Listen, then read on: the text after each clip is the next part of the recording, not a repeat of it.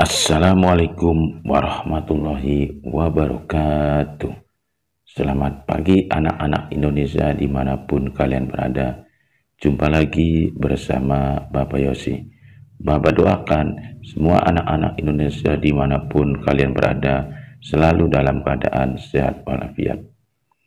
Dalam video pembelajaran kali ini, Bapak akan menyampaikan materi seni budaya dan prakarya kelas 6 semester kedua tentang patung. Nah, anak-anak silakan simak video berikut ini. Mengenal karya seni patung. Pernahkah kalian mendengar tentang Desa Kasongan? Desa Kasongan merupakan desa wisata yang berada di Kabupaten Bantul, Daerah Istimewa Yogyakarta. Desa Kasongan terkenal akan hasil kerajinan gerabah dan juga barang hiasan yang terbuat dari tembikar atau tanah liat.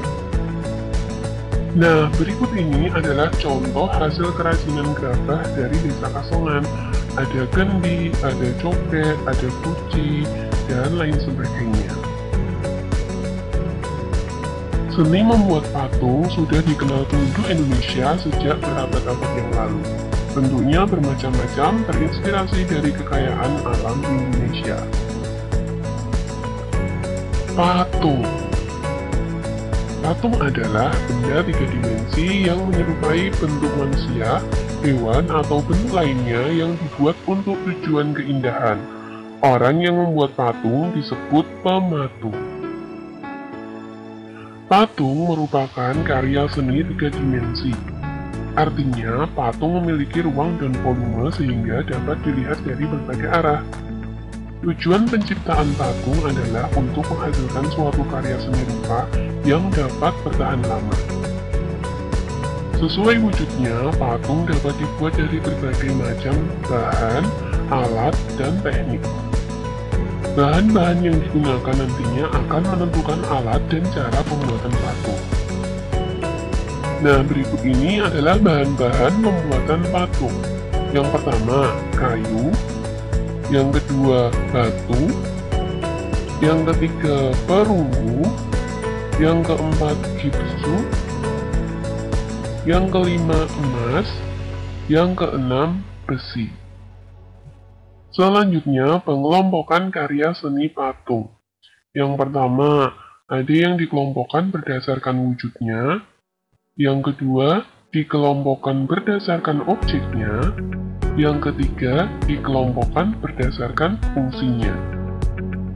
Nah, yang pertama kita akan bahas adalah pengelompokan patung berdasarkan wujudnya. Ada patung dada. Adalah perwujudan karya patung yang menampilkan bagian kepala hingga batas dada. Patung dada biasanya menggambarkan tokoh-tokoh bersejarah seperti pahlawan atau tokoh terkenal lainnya. Selanjutnya, patung torso. Adalah perwujudan karya seni patung yang menampilkan bagian badan dari panggul, pinggang, dada, dan sedikit bagian leher. Yang ketiga, patung utuh.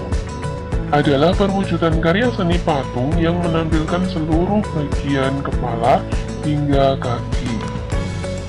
Nah, selanjutnya kita akan membahas pengelompokan patung berdasarkan objeknya. Ada figuratif.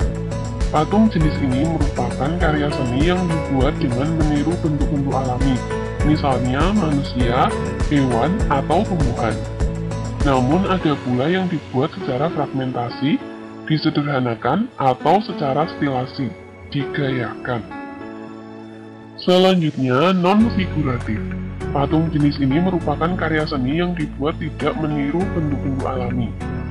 Bentuk non-figuratif ini dapat hanya menampilkan garis-garis melintang atau memanjang, lubang, lekuan, dan sebagainya. Patung jenis non-figuratif memiliki bentuk yang lebih bebas. Nah, selanjutnya kita akan mengetahui pengelompokan patung berdasarkan fungsinya. Ada patung religi.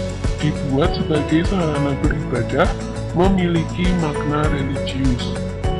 Lalu ada patung monumen, dibuat untuk memperingati atau mengenang peristiwa bersejarah. Kemudian ada patung arsitektur, dibuat untuk menunjang dalam konstruksi bangunan dan memiliki estetika serta keindahan. Selanjutnya ada patung dekorasi, dibuat untuk menghias bangunan atau lingkungan taman.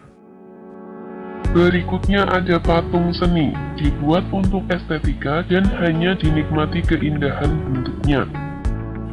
Lalu ada patung kerajinan, dibuat untuk dijual. Patung ini dibuat oleh para perajin. Nah, selanjutnya kita akan membahas teknik pembuatan patung. Yang pertama ada teknik cetak tekan, yang kedua ada teknik ukir dan pahat, yang ketiga ada teknik butsir, dan yang keempat ada teknik cor. Teknik cetak tekan. Teknik ini dapat menggunakan bahan-bahan lunak seperti tanah liat atau plastisin. Tanah liat haruslah plastis, yaitu tidak terlalu lembek, elastis, dan mudah dibentuk. Kemudian, bahan-bahan tersebut ditekan-tekan ke dalam cetakan yang sudah dibuat terlebih dahulu. Selanjutnya, teknik ukir atau pahat. Teknik ini membutuhkan alat-alat pahat untuk membentuk patung sesuai yang diinginkan. Teknik ini dengan mengurangi bahan yang dipahat, dibor, atau dipotong. Teknik ini digunakan untuk bahan keras seperti batu dan kayu. Contohnya patung candi. Teknik selanjutnya teknik butsir. Butsir adalah teknik membuat patung dengan mengurangi atau menambahkan bahan dengan menggunakan alat butsir. Bahan patung untuk teknik ini adalah bahan-bahan lunak seperti tanah liat atau plastisin.